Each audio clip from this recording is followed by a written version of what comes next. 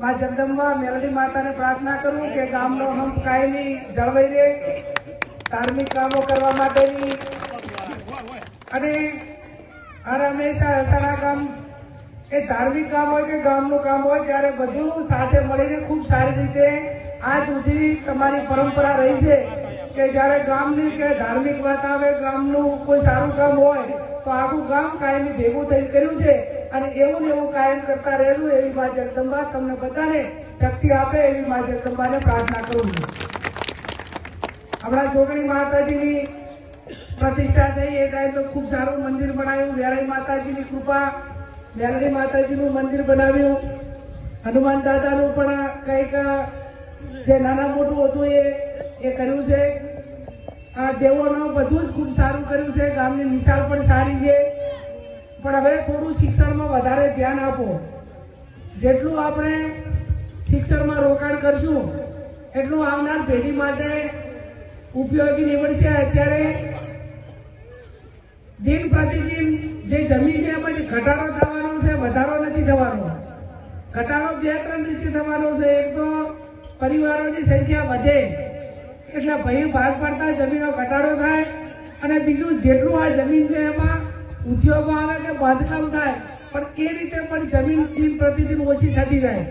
તો આપણે આવનાર સમયની અંદર બીજાની જેમ આપણે ટકી રહેવા માટે કરીને માત્ર ખેતી કે પશુપાલન નહીં પણ નાના મોટો ધંધો રોજગાર, નાના મોટી નોકરી અને ક્યાંક બહાર જવું પડે તો બહાર જઈને પણ એક સારી રીતે જે બીજાના હરોળમાં આપણે રહેવા માટે પ્રયત્નો કરીએ।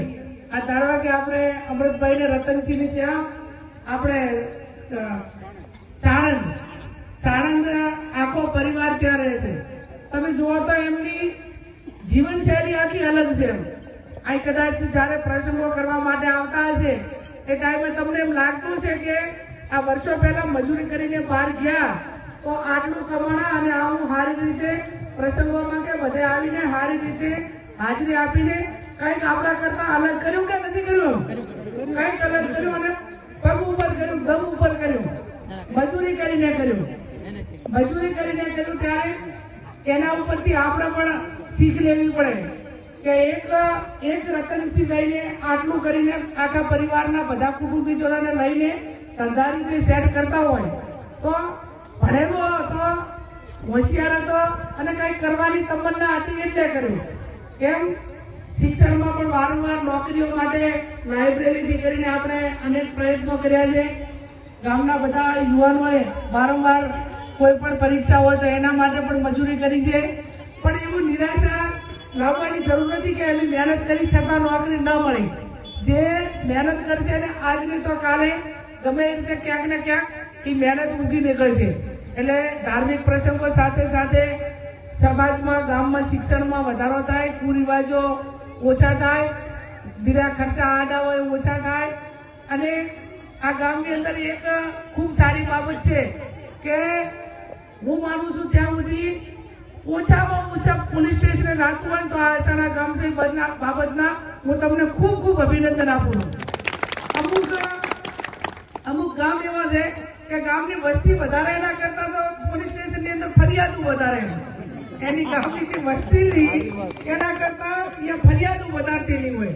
અને ફરિયાદ કોઈ પણ દાખલ થાય તો ફરિયાદ દાખલ થાય ત્યાંથી કરીને વકીલથી કરીને ડોક્ટરથી કરીને પછી સોવટિયાથી કરીને જ્યાં સુધી સમાધાન ના કરો ત્યાં સુધી જે કેસ કર્યો છે જેના ઉપર એ પણ હાથે દીવી નાખે અને જેના ઉપર થયો છે આ ફરિયાદ કરવા વાળો અને આરોપી એ બે એકદમ આખા નેસ હોઈ જાય, ધોઈ જાય અને અંતે તો પછી સમાધાન કરવું પડે। એટલે આજ આ મેલડી માતાને એટલી જ પ્રાર્થના કરજો કે ભૈયામાં, કુટુંબમાં, હગાવાલામાં કોઈની ભૂલ આવે, નાના મોટી કોઈ પણ બબાલ કે કોઈ પણ કારણોસર મન દુઃખ થાય તો મેલડી માતાને વધે રાખીને ન્યાય ગામના આગેવાનો ને હગાવાલા તોડવું।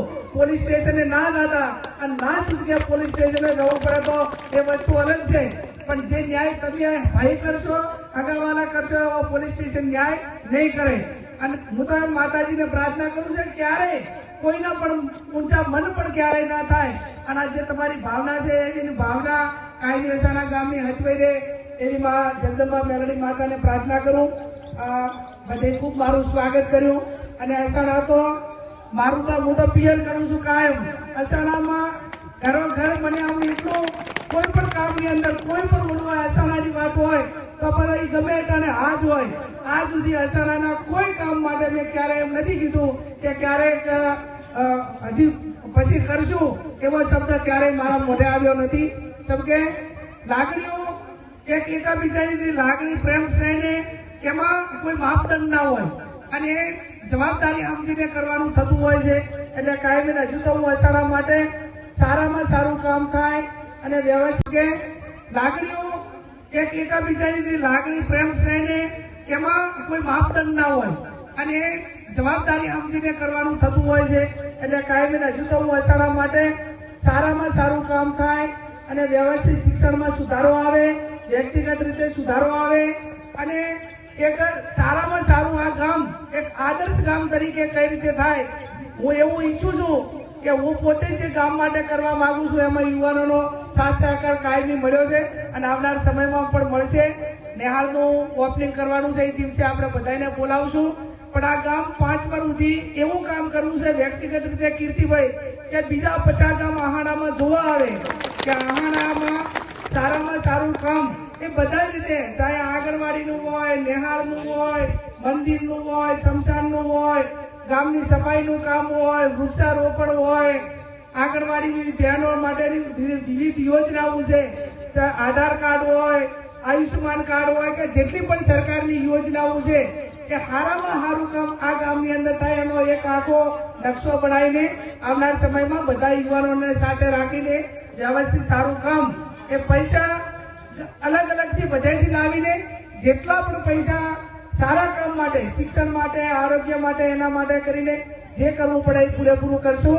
પણ આજે મેલડી માતાની પ્રતિષ્ઠામાં આવીશું અને ડેલિકેટની કહે છે કે બધે બેન કહે છે તો અમારા માટે શું આવ્યું તો આજે તમારા પરિવારમાં આજે આ માતાજીની જે પ્રતિષ્ઠા થાય છે એમાં અહીંયા કે તમારા ગામ લેવલે જે કામ કરવું હોય એ 5 લાખ રૂપિયા હું મારી સંસદ સભ્યની ગ્રાન્ટમાંથી આ ગામના માતાજીના નિમિત્તે આપીશ. તમારે જે 5 જણા ભેગા થઈ અને નક્કી કરજો કે બેન અમારે આ કામ કરવું છે એ કામ હું લખીને આપીશ. આપ સૌનો ખૂબ ખૂબ આભાર.